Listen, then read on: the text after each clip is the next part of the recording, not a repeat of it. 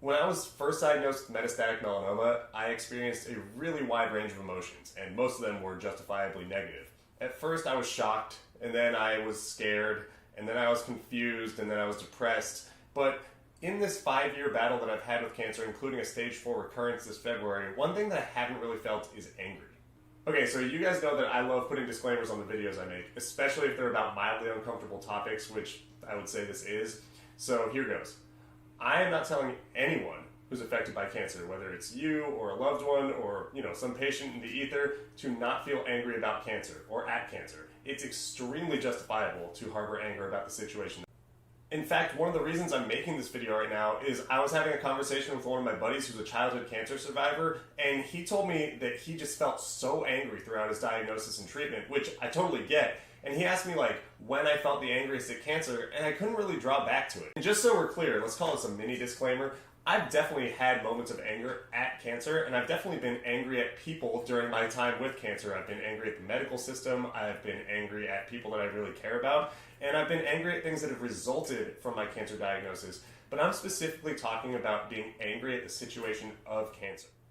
It's also worth noting that human emotions are difficult to qualify and hard to universally apply in what they mean. Like, what I might perceive as anger might not be what you might perceive as anger. And maybe, the fact that I've had these moments of anger and then moved on from them, maybe it's the fact that I don't dwell on them is, the differentiator between my level of anger and others that I've heard from cancer patients. I'm not being the cancer anger police. When someone says fuck cancer, I'm right there with them. Dude, I have a fuck cancer notebook on my piano when I record. So, I'm not saying that there's a right or wrong approach to it, but here's why I don't really get into the anger at cancer. So to begin with, I'm a pretty mild-mannered dude. I've never been in a fist fight. I don't get into verbal confrontations very often, and being angry makes me really uncomfortable, and it takes a lot to get me there. And not that that's unique either. I don't think many people like being angry. But the other thing is, in order for me to get angry, one, I have to care about the person who I'm angry at, and two, they have to really do something to piss me off, and there's no antagonist in cancer. I mean, granted, there is the disease itself, but it's a biological malfunction of your own body. Who are you supposed to blame on that happening? And sure, you could regret things that you've done that you think contributed to your diagnosis, or be angry at the environment around you that you think contributed to your diagnosis, but I'm going to pull up some statistics here. No one fucking knows what caused their cancer. We're in a world full of carcinogens, and there's people who get stage 4 lung cancer having never smoked a cigarette. I got stage 4 melanoma, and I was pretty damn good about sunscreen. So in order to be angry at something specifically, you'd have to have some sort of non-existent report that said, hey, you got your cancer from this. Also, third mini disclaimer, I do know that there are some situations where your cancer can be attributed to something, like if you work in a factory and you're inhaling toxins all the time, you get lung cancer, or if you are an alcoholic your whole life and you get liver cancer.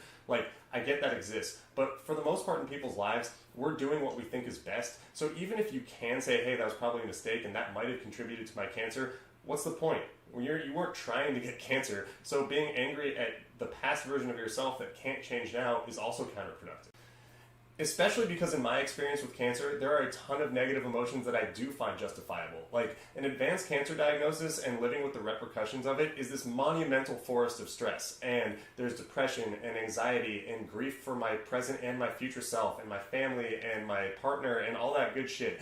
And so when I get to anger, I just have to look at it and say, no, not you. You get out of here. But who knows? Maybe anger could be a positive for me. Maybe there's catharsis that I could find in anger. I just haven't found it yet. After all, there's no one way to play life, and everyone's cancer experience is unique. And hopefully I have a long time to process this, and maybe if I have a shorter time, which would be unfortunate, maybe I'll get to anger then. But the point is, I just found it curious when I was having this discussion that anger wasn't really on the palette of emotions that I felt regularly about cancer. And one more time for clarity, if you feel angry at cancer, or angry at the situation, or anger at your past actions, I'm not telling you not to do that. In fact, that's one of the things I found most endearing about the cancer community as I've talked with thousands of patients, via this vlog or on Twitter or in other forums, is that we have solidarity. We have a common enemy. There's no one here who is rooting for cancer, and I think understanding that and taking the approach that we need to help each other just by having conversations, which maybe can help some people, reduce their anger, or maybe help people use their anger for good, that's the goal here. I just want to examine what's going on, and I want to broaden these conversations as much as I can.